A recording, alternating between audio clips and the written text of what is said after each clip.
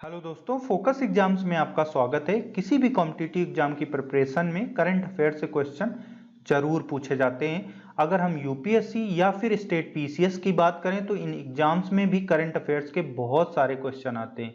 UPSC या UP PCS में 4 GS के पेपर होते हैं और इन पेपर्स में अच्छे मार्क्स लाने के लिए पिछले लगभग 1 साल के करंट अफेयर्स को आपको डिटेल में प्रिपेयर करना ही पड़ता है। या फिर दूसरे एग्जाम जैसे कि बैंकिंग एग्जाम या फिर एसएससी सीजीएल और अदर स्टेट पीसीएस के जो एग्जाम होते हैं उनमें भी करंट अफेयर्स के बहुत सारे क्वेश्चन आते हैं। तो इस लेक्चर सीरीज में हम करंट अफेयर्स के जो इंपॉर्टेंट टॉपिक हैं उनको डिस्कस करेंगे और कौन सी इंफॉर्मेशन प्रीलिम्स के लिए या फिर मेंस के लिए जरूरी है इस पर भी बात करेंगे।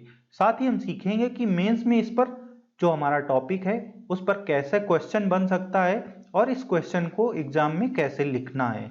आज का हमारा टॉपिक है ब्यूबोनिक प्लेग।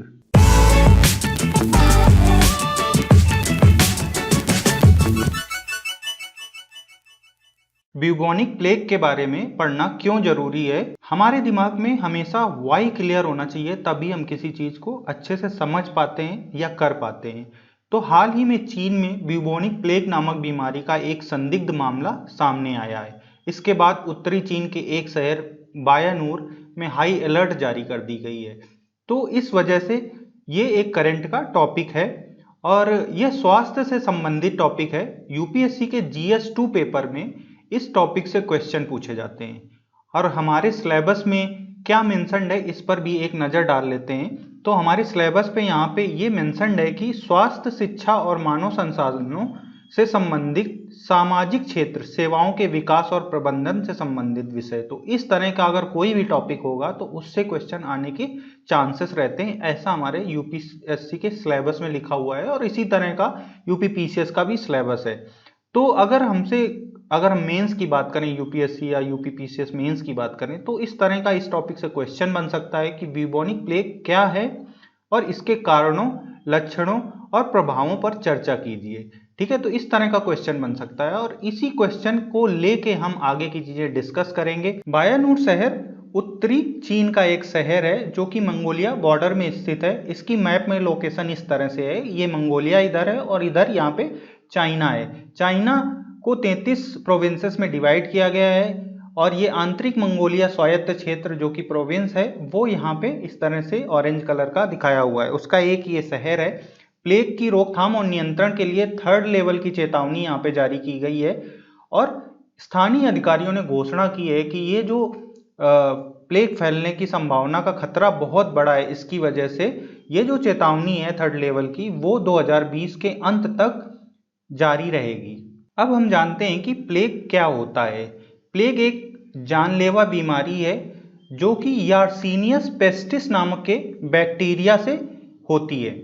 यह बीमारी जानवरों तथा मुख्य रूप से कृंतकों में पाई जाती है। ठीक है, जानवरों में या तो होती है या फिर कृंतकों, रोडेंट्स जिनको बोलते हैं, जैसे चूहे वगैरह, इन सब में पाई जाती है।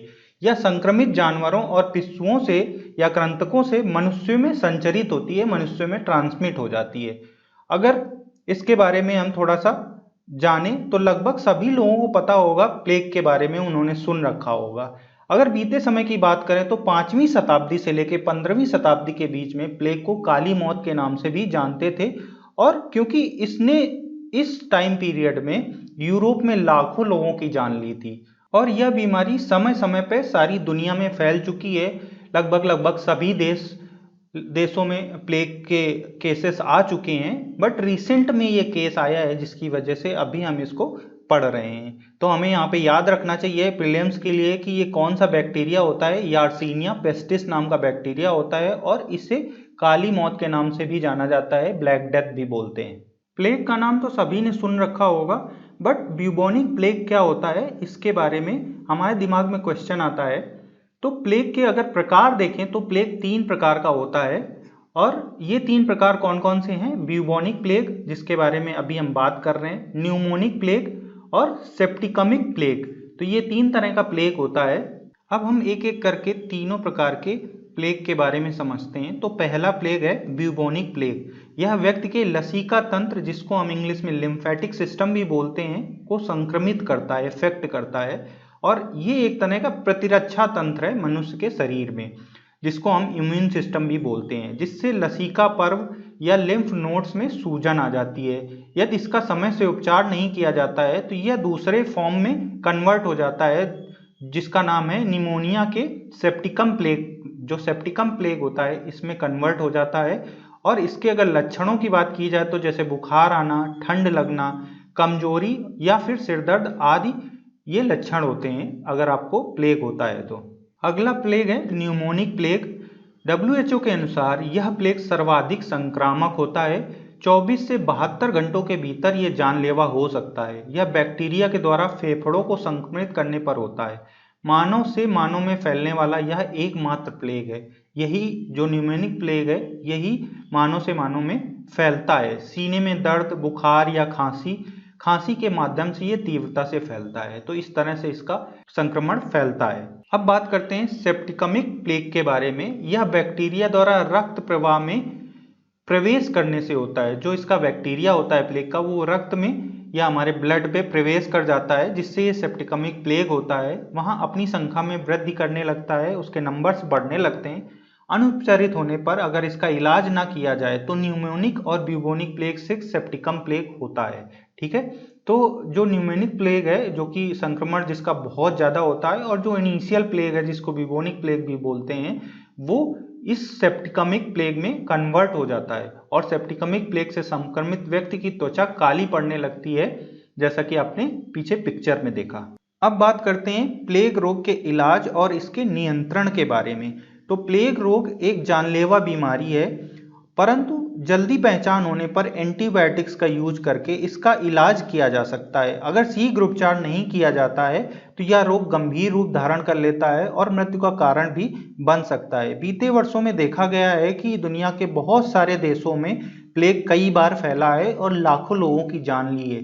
चीन में भी ये पहले 3 बार फैल चुका है और बहुत सारे लोगों की इसने जान ली है। इसके उपचार के लिए कभी कभी एंटीबायोटिक सिर्फ पर्याप्त नहीं होते तथा साथ में अंतःशिरा तरल पदार्थ, जिनको हम इंट्रावेनस फ्लूइड भी बोलते हैं, और अतिरिक्त ऑक्सीजन की आवश्यकता होती है। चूंकि यह बहुत ही संक्रामक बीमारी है तथा न्यूमोनिक प्लेग जो है वो मनुष्यों से मनुष्यों में संक्रमण के थ्रू फैलता है, इसलिए जो भी संक्रमित व्यक्ति होते हैं उनको अलग रखा जाता है। संक्रमित व्यक्ति के निकटवर्ती लोगों को निवारक रूप से एंटीबायोटिक दवाओं की एक खुराक भी दी जाती है। और प्लेग नियंत्रण हेतु निवारक उपाय जो भी होते हैं उनके अंतर्गत कृंतक जीवों, जो कि जैसे कि चूहे हो गए या इनके जैसे दूसरे जीव हैं जहां से प्लेग आने की संभावना होती है या वो फैलाने के उनकी संभावना होती है, उनको कीट नियंत्रण माध्यम से नियंत्रित किया जाता है। अगर हम बात करें कि भारत में प्लेग बीमारी की क्या स्थिति रही है तो उसके बारे में, ब्यूबोनिक प्लेग भारत को भी बुरी तरह से पहले प्रभावित कर चुका है। प्लेग का पहला मामला बंबई में 23 सितंबर 1986 को दर्ज किया गया था। यह वर्ष 1855 में चीन में उत्पन्न हुई तीसरी प्लेग महामारी का हिस्सा था। चीन में प्लेग महामारी 1855 में जो कि तीसरी बार हुई थी वो उत्पन्न हुई थी। उसी की वजह से हमारे देश में भी 23 सितंबर 1896 में प्लेग का एक पहला केस दर्ज किया गया था। यह बीमारी भारत में व्यापारिक जहाजों के माध्यम से कलकत्ता, कराची, पंजाब और संयुक्त प्रांत के बंदरगाहों में फैल गई थी। इस बीमारी के कारण भारत में लगभग 12 मिलियन से अधिक मौतें हुई थी। उस समय प्लेग की स्थिति इतनी विकराल हो चुकी थी, आप इस नंबर से ही समझ सकते हैं कि कितनी विकराल होगी। इसलिए इसे नियंत्रित करने के लिए महामारी रोग अधिनियम 1897 का मसौदा जल्दबाजी में तैयार किया गया था। इस अधिनियम को तैयार किया गया था। इस कानून में खतरनाक महामारी को नियंत्रित करने हेतु विशेष उपाय करने और नियमों को निर्धारित करने का प्रावधान किया गया था। तो हमारे प्रश्न के हिसाब से कि ब्यूबोनिक प्लेग क्या है, ये हमने सीखा इस लेसन में। इसके क्या कारण हो सकते हैं, लक्षण क्या हैं और इसके क्या प्रभाव हुए हमारे भारत में और दुनिया में, इसके क्या प्रभाव हुए, ये सारी बातें हम लोगों ने यहाँ पे सीखी। तो इस तरह से हम इस तरह के क्वेश्चन को बहुत अच्छे से लिख सकते हैं। हम यहाँ पे कुछ डायग्राम भी बना सकते हैं, जैसे कि प्लेग के जो इफेक्ट हुए हैं उनकी कंट्रीज को दिखा सकते हैं वहाँ पे। तो इस तरह से हमारा जो क्वेश्चन है वो थोड़ा सा अच्छा हो जाएगा। तो बस इस लेसन में बस इतना ही। अगर आपको ये लेसन अच्छा लगा तो आप मुझे, या कैसा लगा तो आप मुझे कमेंट करके ज़रूर बताएं। और इस तरह के लेसन अगर आपको और भी चाहिए तो मैं इस सीरीज को कंटिन्यू कर सकता हूं करंट अफेयर्स की। तो मुझे कमेंट करें, कृपया मेरे चैनल को सब्सक्राइब करें, इन वीडियोस को लाइक करें। धन्यवाद।